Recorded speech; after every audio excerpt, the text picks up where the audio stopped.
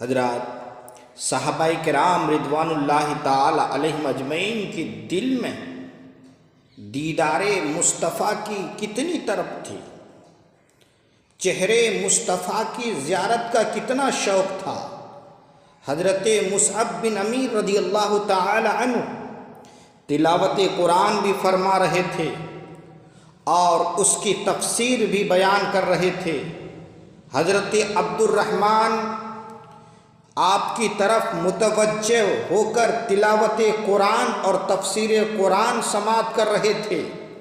اسی دوران جب بھی رسول اللہ صلی اللہ علیہ وسلم کا ذکر پاک آ جاتا، رسول پاک کا نام آ جاتا، تو عبد الرحمن کی آنکھوں میں رسول اللہ صلی اللہ علیہ وسلم کا شوق دیدار بڑھ جاتا، دیدار مصطفیٰ کے لیے بے چین ہو جاتے۔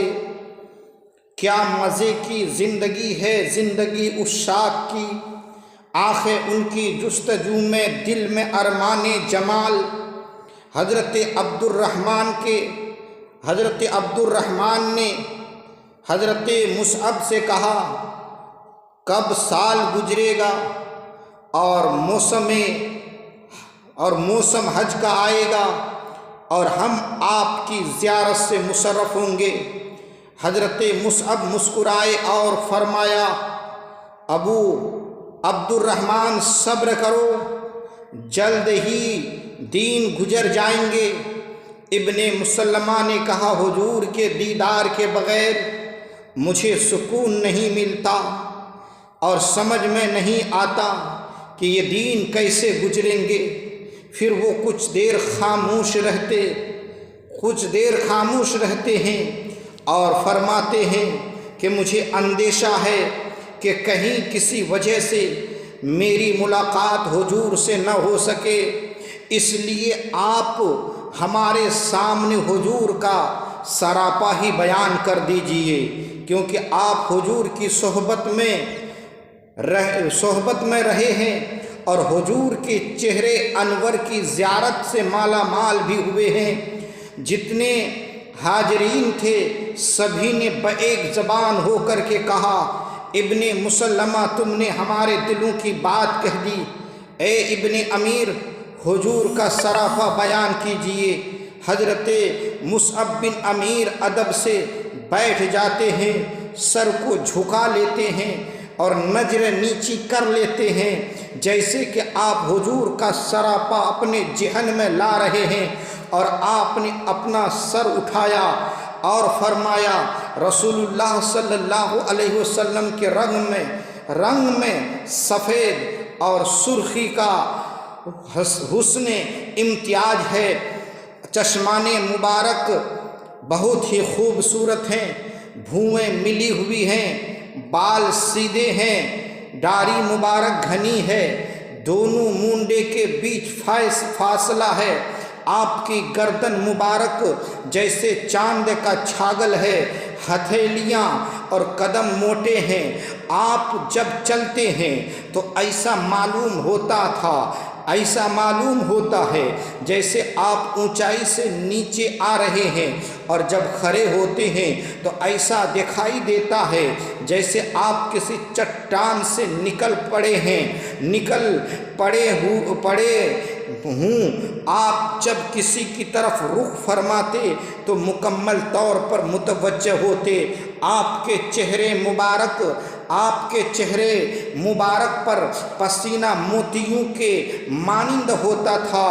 آپ پست قد ہیں نہ دراز قامت، آپ کے دونوں کندھوں کے درمیان مہر نبوت ہے، اور آپ کو پہلی نظر دیکھتا ہے، جو آپ کو پہلی نظر دیکھتا ہے مرعوب ہو جاتا ہے، اور جو آشنا ہو کر کے آپ کی صحبت میں رہتا ہے وہ آپ سے محبت کرنے لگتا ہے۔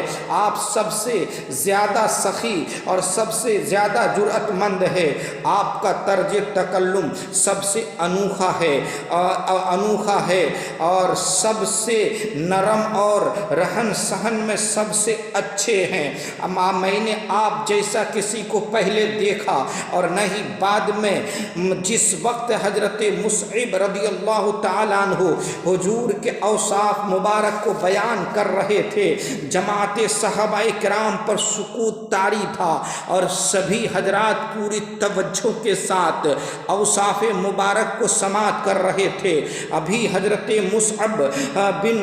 مصعب اپنا بیان مکمل بھی نہ کر پائے تھے کہ اہل محفل بایک زبان پکار اٹھے، یا رسول اللہ صلی اللہ علیہ وسلم، یا رسول اللہ صلی اللہ علیہ وسلم۔ اس لیے تو شاعر فرماتے ہیں ان کا نوری بدن، ان کا خلق حسن، ارے پھول برسے وہ جب مسکرانے لگے۔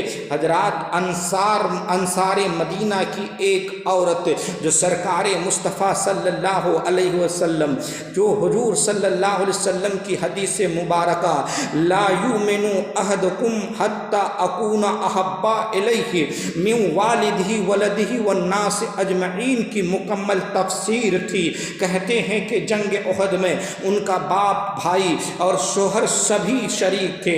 حق و باطل اور گھمسان کی لڑائی ہو رہی تھی، ایمان اور کفر کا مقابلہ ہو رہا تھا۔ وہ عورت لڑائی کے حالات معلوم کرنے کے لیے میدان جنگ کی طرف جا رہی ہے۔ راستے میں لوگ آتے ہوئے ملے۔ انہوں نے پوچھا اے لوگوں بتاؤ کہ میرے آقا کیسے ہیں؟ کسی نے کہا ایک خاتون تیرا باپ شہید ہو گیا۔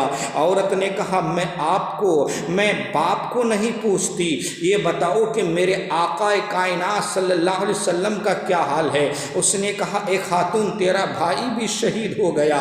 عورت نے کہا بھائی کی پرواہ نہیں ہے، یہ بتاؤ سرکار مصطفیٰ کیسے ہیں؟ انہوں نے کہا اے محترمہ تیرا شوہر بھی شہید ہو گیا، قربان جاؤ۔ اس حوصلہ مند عورت پر وہ جھنجھلا کر کے کہتی ہے اے لوگوں میں اپنے باپ کے بارے میں نہیں پوچھ رہی ہوں، میرا باپ کے بارے میں نہیں پوچھ رہی ہوں کہ میرا باپ شہید ہو گیا ہے یا زندہ ہے، میرا شوہر قتل کر دیا ہے یا حیات ہے، میرا بھائی مارا گیا ہے یا خیریت سے ہے، بلکہ میں صرف یہ سننا چاہتی ہوں میرے آقا کیسے ہیں، میرے سرکار کس حال میں ہے۔ لوگوں نے بتایا اے خاتون الحمدللہ رحمت کائنات صلی اللہ علیہ وسلم بخیر و عافیت سے ہے۔